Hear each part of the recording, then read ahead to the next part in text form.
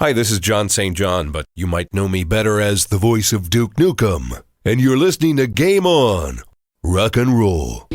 The new Game On podcast continues. Here's Jeff. And welcome back to the new Game On podcast. Thank you for listening once again this week. I am Jeff Johnson. Been doing this whole Game On thing now for, about 8 years, which that's a lot of time to be talking about video games. I'll tell you that much. Right now, the game we're looking at is called Fractured Minds. This one's interesting because this game was entirely developed by a 17-year-old who sort of finished this game and came up with it. A 17-year-old named Emily Mitchell. She wanted to make a game about severe anxiety and depression.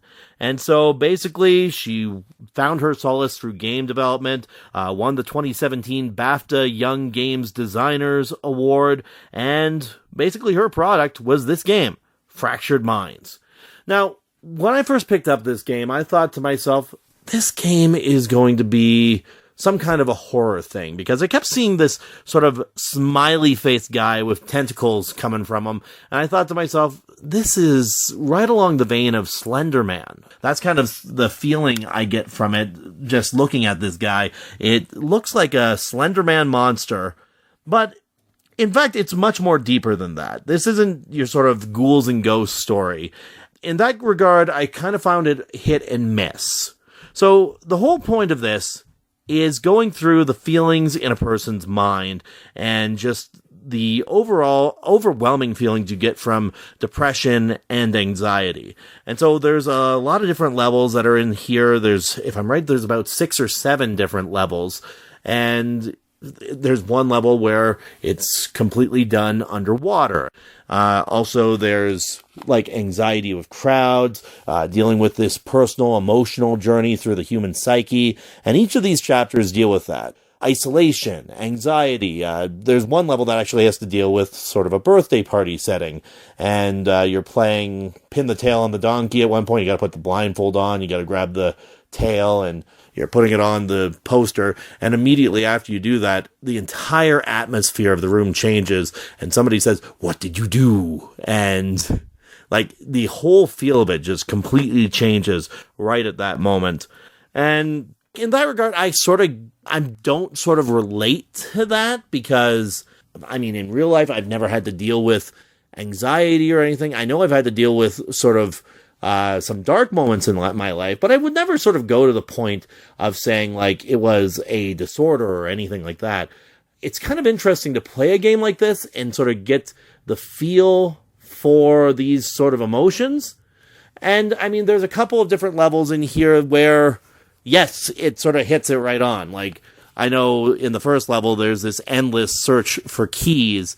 And when you keep on not finding this key, there's just a whole bunch of different messaging that comes your way, very depressive messaging, because you start beating yourself up over these things.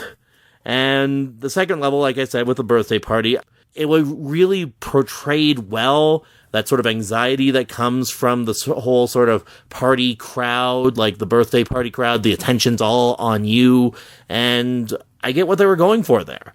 So rather than trying to explain all of these feelings, I think it's better if you were to play the game. And for myself, just getting a chance to play this, it was, well, for one thing, it was cheap. It did not cost much to buy this game. But the thing about it is that I found really interesting is the money that goes towards this game also goes to supporting charity. And in this case, it's the Safe in Our World charity. At the time when this was created, it was a new mental health charity for the video games community, and its goal was raising awareness of mental health issues among gamers and creators, and also affecting positive change within the industry. So, I mean, in that regard, it's really neat to see what was done through this, what they tried to accomplish and tried to achieve with this. But I think it's a game you have to play to sort of get the feels from it. Obviously, for me, I felt the first level was really well done. The second level as well, really well done. The level where you're in the crowd on the street and basically you start breathing heavily anytime anybody close to you starts walking close to you. In that regard, I mean, yes, you've hit it right on the head. That's that anxiety of crowds again. All of those I felt were really done well. The ones that just didn't sort of resonate with me, like there was a level where you ended up inside of a snow globe, and there was another level where, like I said, you were underwater, and both of those I felt just didn't really hit the mark for me. It might have hit the mark for somebody who's actually going through those feelings, but it didn't work that well for me. The last level of this game is kind of a boss fight, kind of, but not really. Because, I mean, there's no way that you can die in this fight. Basically, the title monster I was talking about, basically the smiley thing with tentacles, that is where you get into a confrontation with that. And, I mean, let's face it, the big moral of the lesson here is the monster is a part of you all along.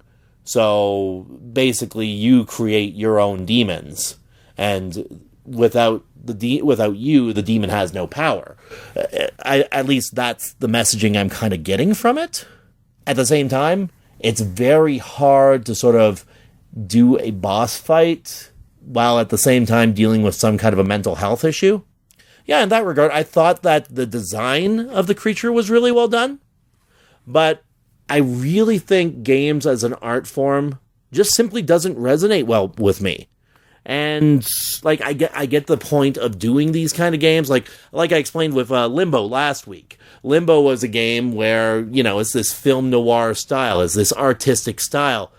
But it just doesn't do it for me. I guess I prefer my more traditional games, or games that, if it involves heavy thinking, it's more of a stats and numbers kind of thinking, as opposed to a sort of psychological, philosophical kind of thinking. There's a difference there for me. And once again, Fractured Minds. I'm sure it's going to hit well with many different people. For myself, I probably could have just skipped it. But that's just me. What's your thoughts on Fractured Minds? Let us know your thoughts about it in the comments section, what you thought of Fractured Minds, and we'll go from there. I'm Jeff Johnson, and this is the new Game On podcast. You're listening to Game On. Tremble in fear at our 3 different kinds of ships.